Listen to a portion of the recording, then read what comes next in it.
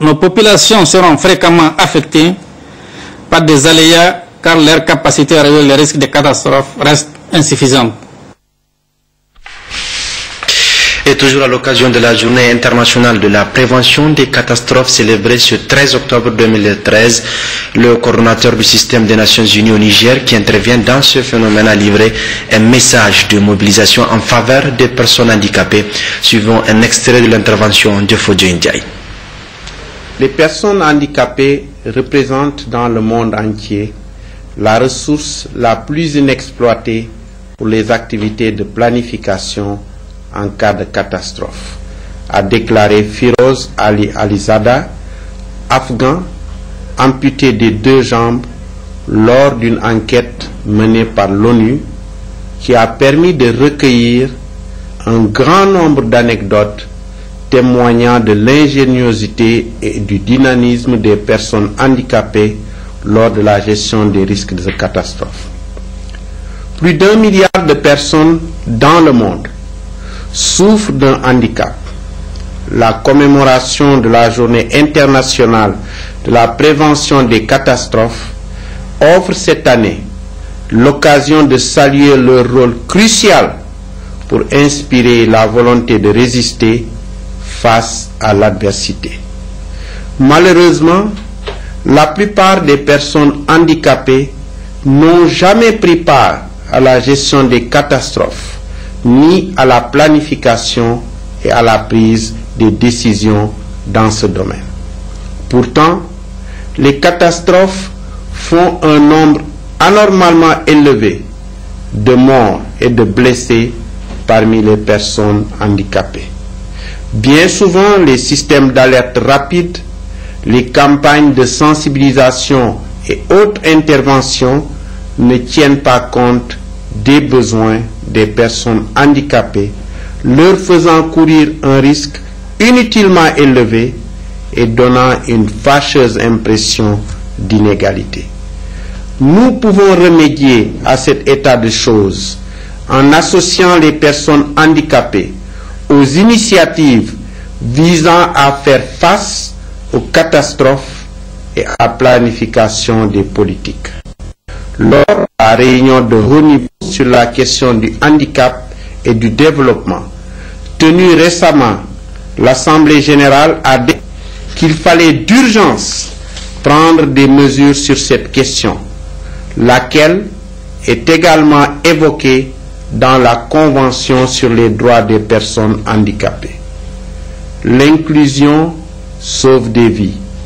Elle donne aussi aux personnes handicapées les moyens de se charger elles-mêmes de leur propre sécurité et de celle de leur communauté.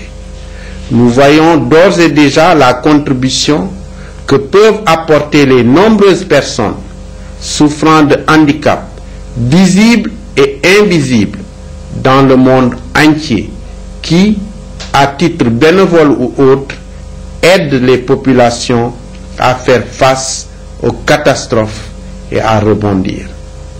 En cette journée internationale de la prévention des catastrophes, prenons la résolution de faire tout pour que les personnes handicapées puissent jouir de la plus grande sécurité et des plus grandes chances de contribuer au bien-être général de la société. Édifions un monde ouvert à tous, où les personnes handicapées peuvent, grâce à leur ingéniosité, jouer encore plus activement le rôle d'agent du changement. Rencontre de prise de contact hier entre le ministre de la Jeunesse et du Sport, Abdelkarim Damalam, et l'ensemble des fédérations sportives. Une rencontre qui vise à doter le sport nigérien d'un nouvel élan de développement. Djingarey, Mamadou Djingarey et Mohamed Soumana.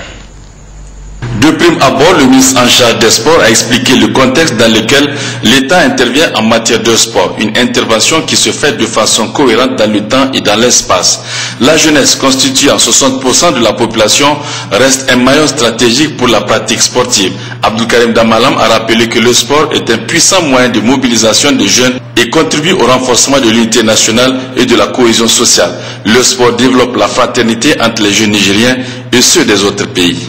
C'est convaincu des bienfaits du sport que des conséquences heureuses qu'il engendre, notamment le changement de comportement individuel et collectif, que l'État entend faire du sport un véritable moyen de mobilisation, de cohésion sociale, d'affirmation de l'identité nationale et de la lutte contre la pauvreté conformément aux directives de son Excellence M. Mahamadou Issoufou, président de la République du Niger. Le Niger doit s'inscrire sur les palmarès à venir, être une nation qui gagne, remporter des victoires pour son peuple, comme le disait son Excellence M. Brigitte Raffini dans sa déclaration de politique générale. La problématique du développement du sport ne saurait être uniquement la tâche du ministère en charge des sports. C'est pourquoi le ministre a dit que les autres départements ministériels, les communes, les opérateurs économiques, les sociétés et associations professionnelles, les journalistes, etc. doivent participer aux réflexions, débats et orientations qui seront bientôt organisées. S'agissant du mouvement sportif fédéral,